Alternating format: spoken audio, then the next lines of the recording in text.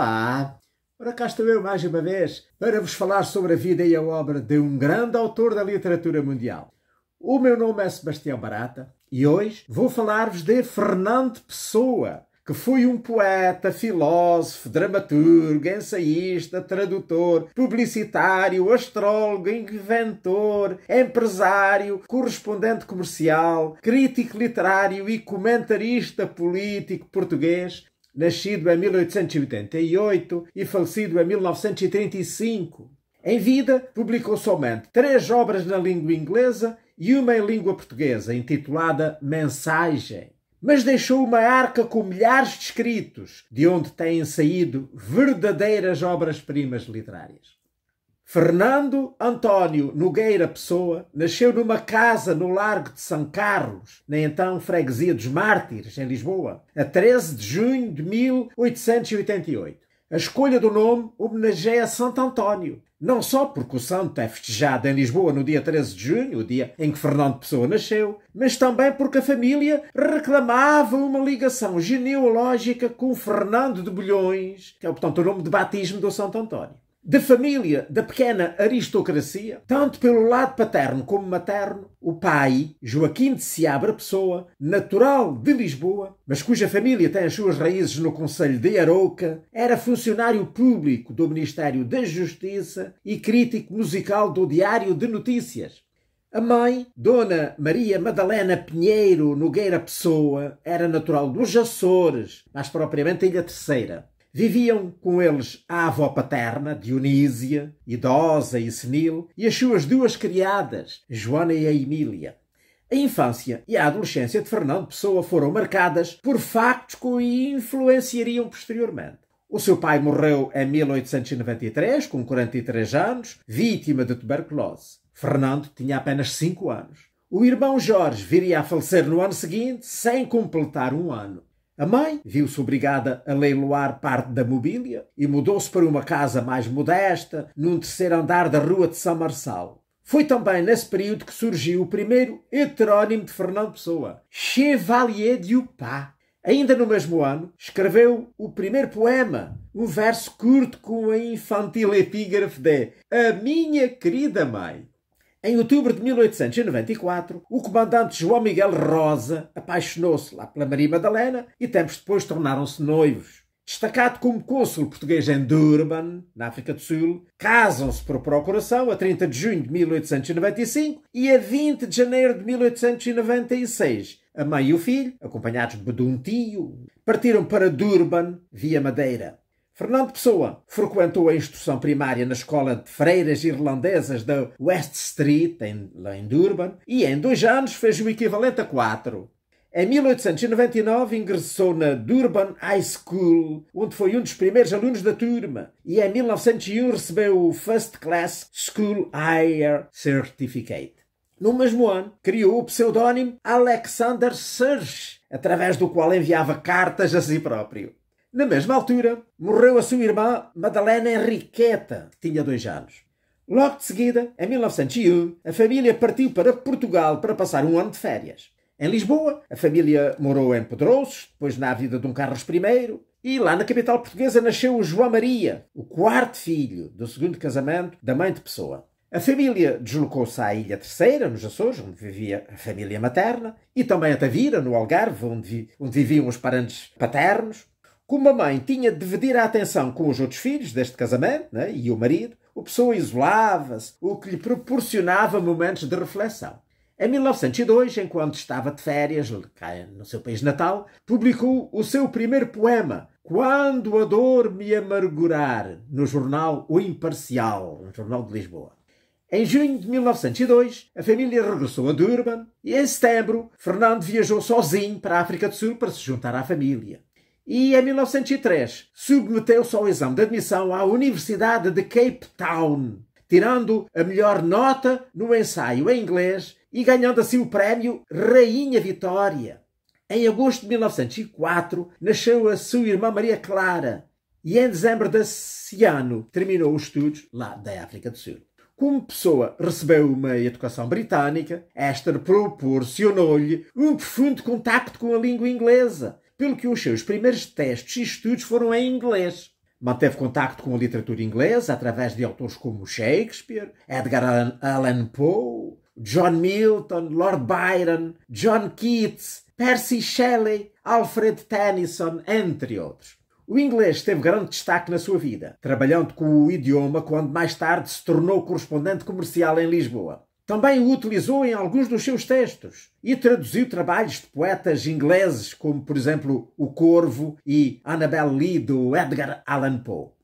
Em 1905, com 17 anos, Fernando Pessoa regressou definitivamente à capital portuguesa, sozinho, deixando a família em Durban. Passou a viver com a avó Dionísia e duas tias na Rua da Bela Vista, à Lapa. No ano seguinte, a mãe e o padrasto regressaram também a Lisboa para um novo período de férias de um ano, período em que o Pessoa morou com eles, portanto. Em Lisboa, faleceu a sua irmã mais nova, a Maria Clara.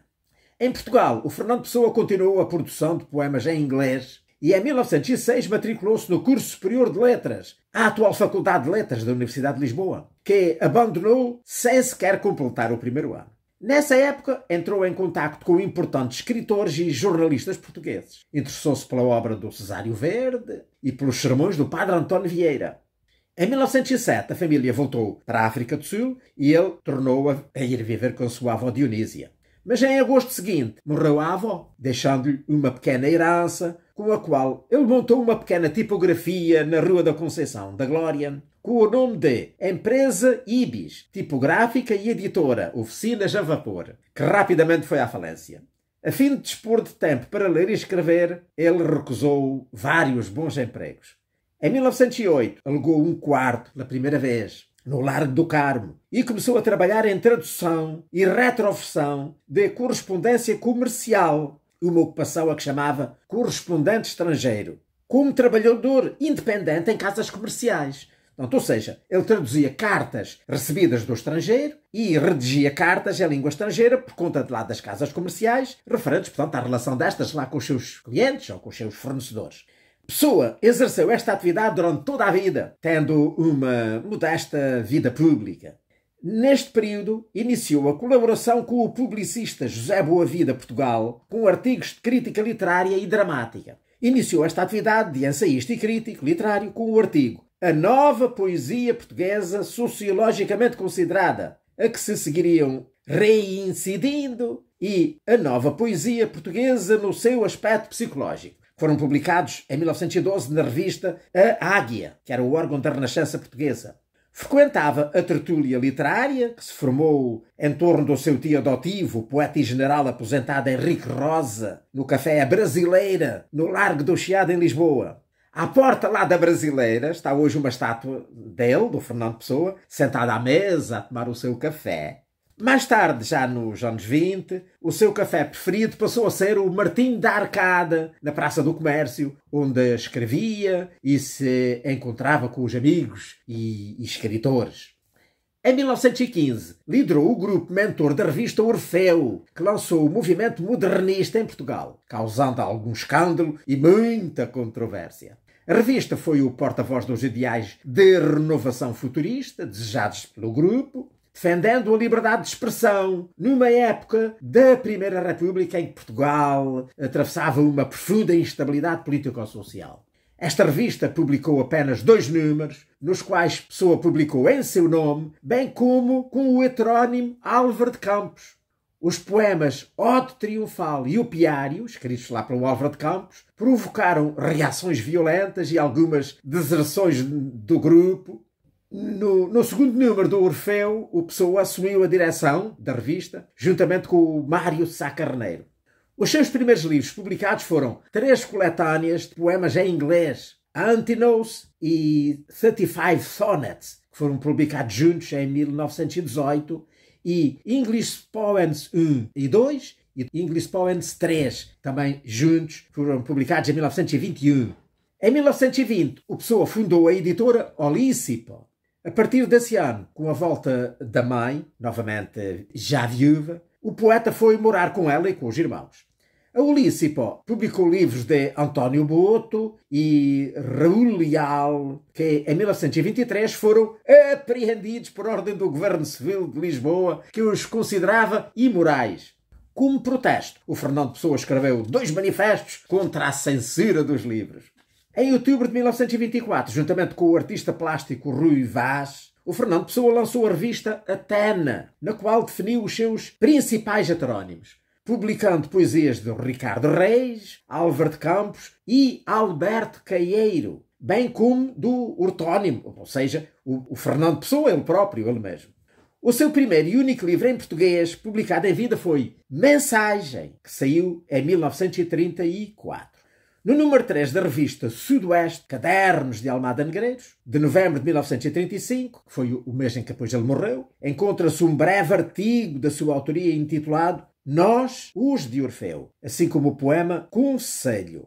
O Fernando Pessoa foi internado no dia 29 de novembro de 1935 no Hospital de São Luís dos Franceses, em Lisboa, com o diagnóstico de colite hepática, causada por um cálculo biliar, associada a cirrose hepática. Diagnóstico que hoje é contestado por estudos médicos, embora o excessivo consumo de álcool ao longo da sua vida seja consensualmente considerado como uma importante causa para a doença.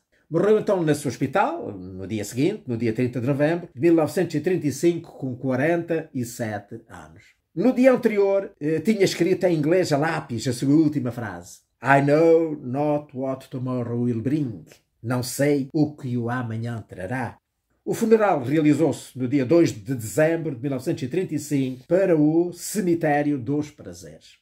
Apenas em 1985 foi averbado no registro de óbito o local correto da morte do poeta, que até então se julgava ter ocorrido na sua residência, na Rua Coelho da Rocha, em Campo de Ourique, onde ele residiu os últimos 15 anos de vida, e onde se encontra hoje instalada a Casa Fernando Pessoa. Portanto, a Casa Fernando Pessoa está aberta ao público e acolhe a biblioteca particular do Fernando Pessoa e também objetos, mobiliários e documentos do escritor. Bem como uma biblioteca pública especializada em Fernando Pessoa e em poesia de todo o mundo, e ainda uma coleção de obras de arte composta por trabalhos de artistas de diferentes gerações e correntes.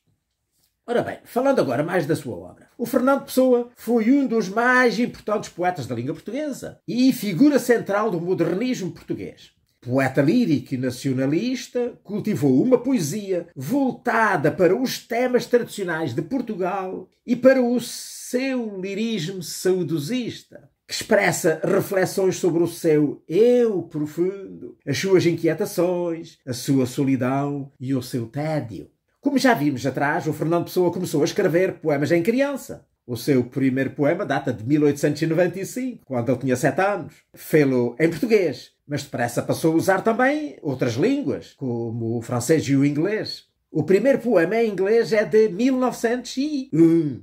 Mas a sua escrita infantil alargou-se rapidamente a outros géneros, como as notícias, charadas e anedotas, que ele editou no jornal O Palrador, uma publicação elaborada na íntegra pelo então adolescente Fernando Pessoa, que teve 5 números editados no primeiro trimestre de 1902. Tinha ele, portanto, nessa altura, 13 anos. O jornal tinha direção assinada por um fictício Pedro da Silva Salles.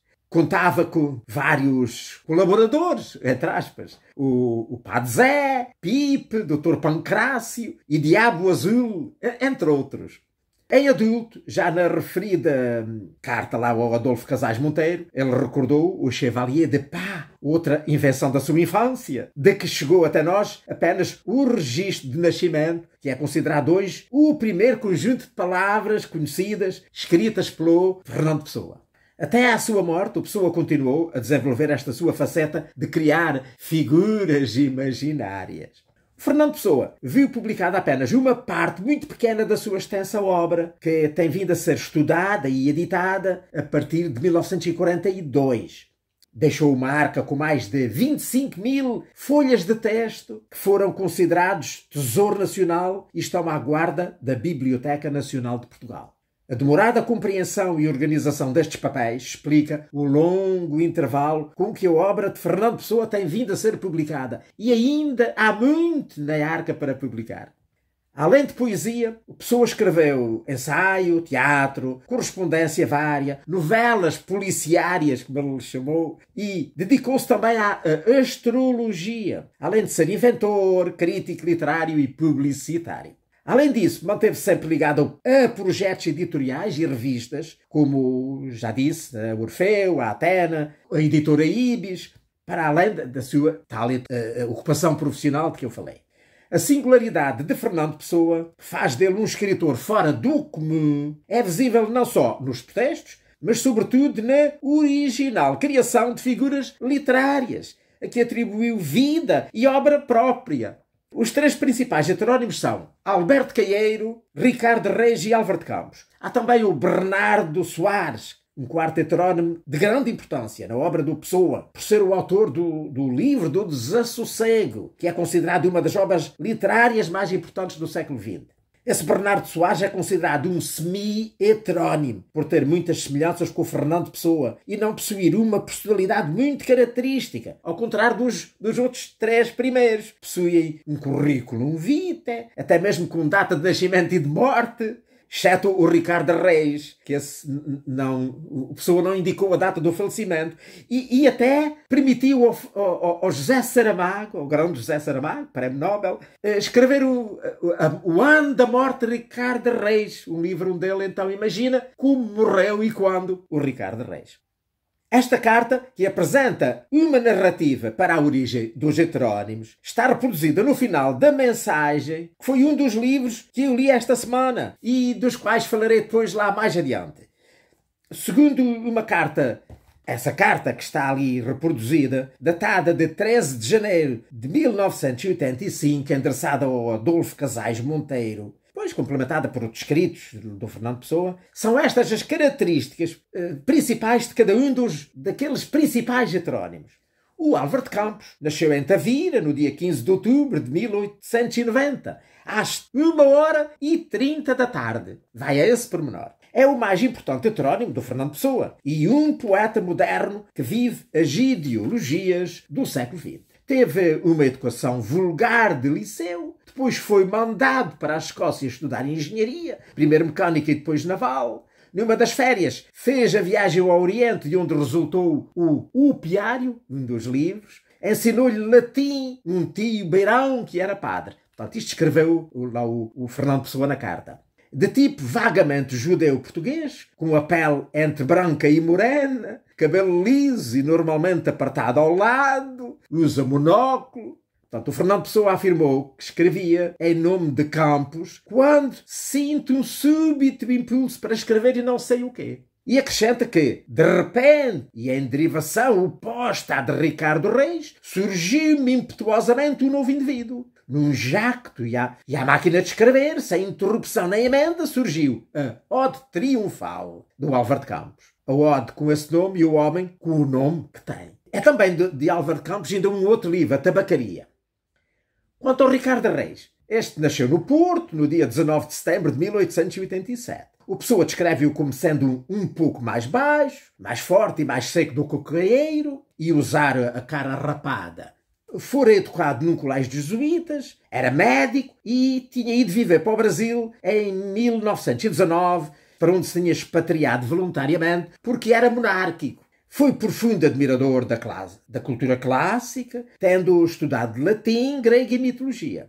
A obra do Ricardo Reis é a Ode Clássica, cheia de princípios aristocráticos. O Fernando Pessoa atribui a este heterónimo um purismo que considera exagerado e refere que começou a escrever a nome do Ricardo Reis depois de uma deliberação abstrata que subitamente se concretizou numa ode.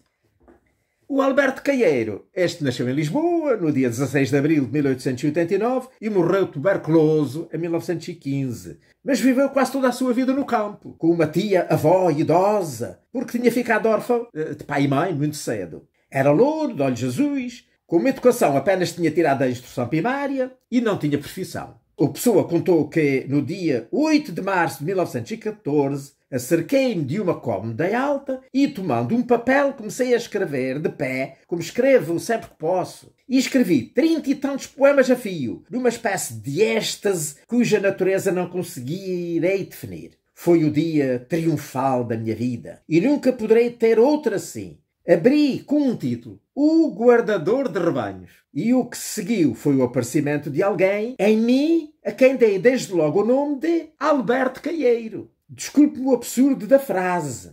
Aparecerá em mim o meu mestre. Foi essa a sensação imediata que tive. Portanto, diz lá ainda na tal carta. Pessoa diz que, quando escreve em nome de Caieiro, o faz por pura e inesperada inspiração, sem saber ou sequer calcular o que iria escrever. Quanto ao Bernardo Soares, é apresentado por Pessoa no prefácio ao Livro do Desassossego, livro escrito por Bernardo Soares. Trata-se de um ajudante do guarda-livres, um homem que aparentava 30 anos, magro, mais alto que baixo, curvado exageradamente quando sentado, mas menos quando de pé, vestido com um certo desleixo, mas não inteiramente desleixado. Na face pálida e sem interesse de feições, um ar de sofrimento não acrescentava interesse, e era difícil definir que espécie de sofrimento esse ar indicava. Parecia indicar vários: privações, angústias, e aquele sofrimento que nasce da indiferença provém de ter sofrido muito. Pessoa conheceu numa taberna de baixa qualidade, onde costumava jantar, e passaram a fazer a refeição juntos. Ao saber que era escritor e escrevia na revista Orfeu, que ele gostava muito de ler, então o Bernardo Soares confessou-lhe que também tinha escrito um livro. E então continua lá o Pessoa no prefácio. Percebi sempre que alguém havia de chamar para si, para lhe deixar o livro que deixou. Agrada-me pensar que, ainda que ao princípio isso me doesse, quando o notei, por fim, vendo tudo através do único critério digno de um psicólogo, fiquei do mesmo modo amigo dele e dedicado ao fim para que ele me aproximou de si. A publicação deste seu livro. Foi o próprio Pessoa a afirmar que o Bernardo Soares era um semi-heterónimo, como eu já disse atrás. Diz ele, é um semi-heterónimo porque, não sendo a personalidade minha, é não diferente da minha, mas uma simples mutação dela. Bem, mas não são só estas as figuras criadas por Pessoa. Desde 1966, diversos estudiosos têm procurado enumerar os pseudónimos, heterónimos, semi-heterónimos, personagens fictícias e poetas mediúnicos inventados pelo Fernando Pessoa. A mais recente tentativa é do brasileiro José Paulo Cavalcanti Filho, que apresentou uma lista com 127 nomes. Além dos heterónimos mais conhecidos, que eu já referi, outros menos conhecidos, mas também importantes, são o António Mora, o Jean-Séul Desmais-Roulet, o Dr. Pancrácio, Charles Robert Ranon, o Alexander Serge, né, que vem da sua infância, o Abílio Quaresma, entre muitos outros. Não podemos confundir heterónimos com pseudónimos, atenção. Muitos escritores utilizam pseudónimos para esconder a sua autoria de determinadas obras. Os heterónimos são personalidades poéticas completas, identidades que, em princípio falsas, se tornam verdadeiras através da sua manifestação artística própria e diversa da do autor original. Entre tantos heterónimos, passou a ser chamado ortónimo ao próprio Fernando Pessoa, para o distinguir, não é, dos heterónimos. E é aqui que reside a grande maravilha da obra de Fernando Pessoa. Pode dizer-se que a vida do poeta foi dedicada a criar e que, de tanto criar, criou muitas vidas, o que foi a sua principal característica e motivo de interesse pela sua pessoa, aparentemente uma pessoa muito pacata. Alguns críticos questionam se o Pessoa realmente teria revelado na sua escrita o seu verdadeiro eu, ou se até o próprio ortónimo não seria um produto, entre tantos outros, da sua vasta criação. Ao tratar de tantos temas e estilos através da heteronímia, tornou-se um autor extremamente enigmático. Este facto tem movido e continua a mover uma grande parte das buscas para estudar a sua obra. Mestre da poesia, o Fernando Pessoa mostrou muito pouco do seu talento em vida, no seu próprio nome. A sua obra ortónima passou por diferentes fases, mas envolveu basicamente a procura de um certo patriotismo perdido, através de uma atitude sebastianista renascida. Foi profundamente influenciado em vários momentos por doutrinas religiosas, como a teosofia, e por sociedades secretas, como a maçonaria. A poesia resultante tem um certo ar mítico, heróico, quase épico e por vezes trágico. Para além da mensagem, há poemas como O Nada, que é Tudo, e a famosa Autopsicografia, que enuncia o mistério da criação poética que ele próprio sentiu. Este poema Autopsicografia é muito conhecido. Eu vou ler-lo, ficam logo a ver que certamente já o conhecem do outro lado. O poeta é um fingidor. Finge tão completamente que chega a fingir que é a dor que deveras sente. E os que leem o que escreve, na dor lida, sentem bem, não as duas que ele teve, mas só a que eles não têm. E assim, nas calhas de roda, gira a entreter a razão esse comboio de corda que se chama coração.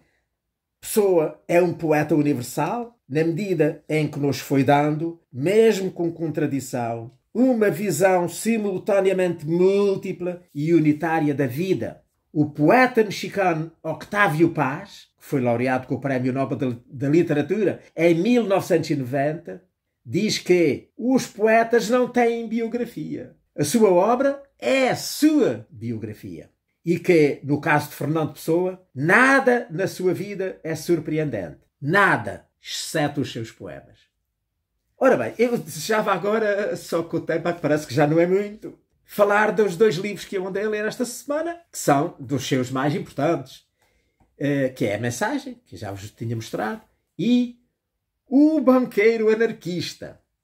O tempo, portanto, já não me permite desenvolver muito. Queria só dizer que A Mensagem, como já ali aflorou brevemente, ressuscita o mito sebastianista, que está presente na obra de Pessoa, ele próprio, Pessoa ele mesmo, portanto do ortónimo. É uma coletânea de poemas que tem 44 poemas e que foram escritos entre 21 de julho de 1913 e 16 de março de 1934.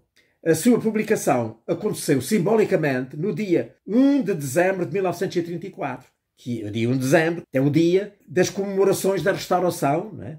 Da independência de 1640.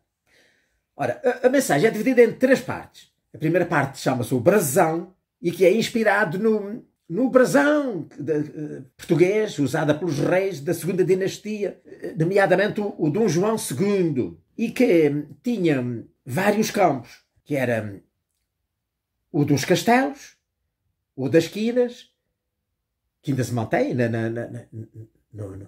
bandeira portuguesa atual, a coroa e o timbre. E nesta primeira parte, ele, em cada um dos poemas, desenvolve uma personagem portuguesa histórica anterior às navegações, aos descobrimentos.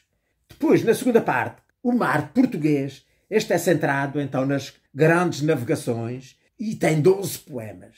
A terceira parte, o encoberto. Então aqui é que ele desenvolve profundamente o sebastianismo.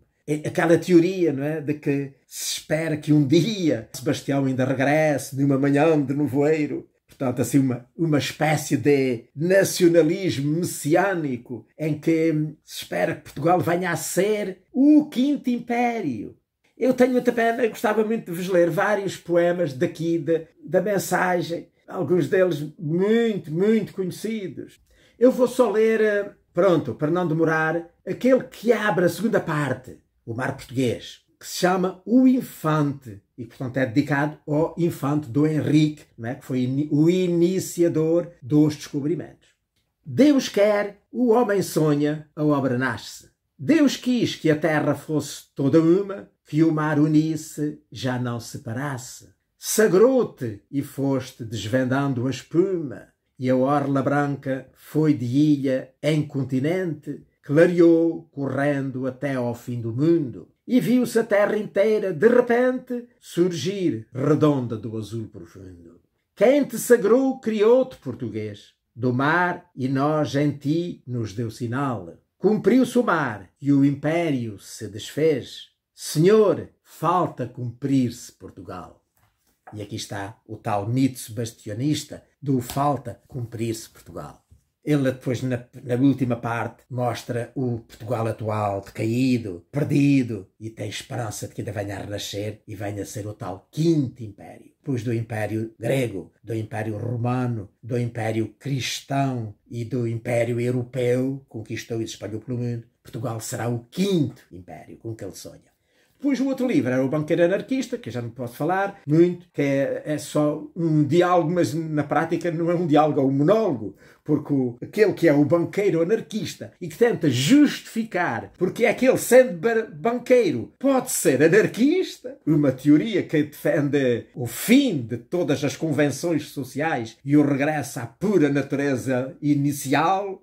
Como é que ele pode ser banqueiro? Realmente dominar o dinheiro, a mais complexa e forte convenção da sociedade. E ele então justifica-se dizendo que a única maneira é nós enchermos-nos demasiado de dinheiro para não termos vontade de arranjar mais dinheiro. E assim sermos livres. Se cada pessoa fizer a mesma coisa na sua área, eu como banqueiro, outros noutras áreas, e conseguir a sua liberdade, então, pois, serão todos livres. E chegou o anarquismo. É a minha opinião.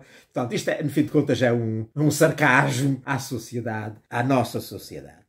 E pronto, por falta de tempo não posso falar mais do Fernando Pessoa. Tinha muito mais para falar sobre o Fernando Pessoa. Por aqui me fico. Espero que tenham gostado desta conversa de hoje sobre este grande autor do século XX, mas que ainda está a ser descoberto no século XXI. E espero ter vida e saúde, que Deus me permita poder voltar cá para a semana de novo para vos falar de outro grande autor da literatura mundial. Ora, passem muito bem!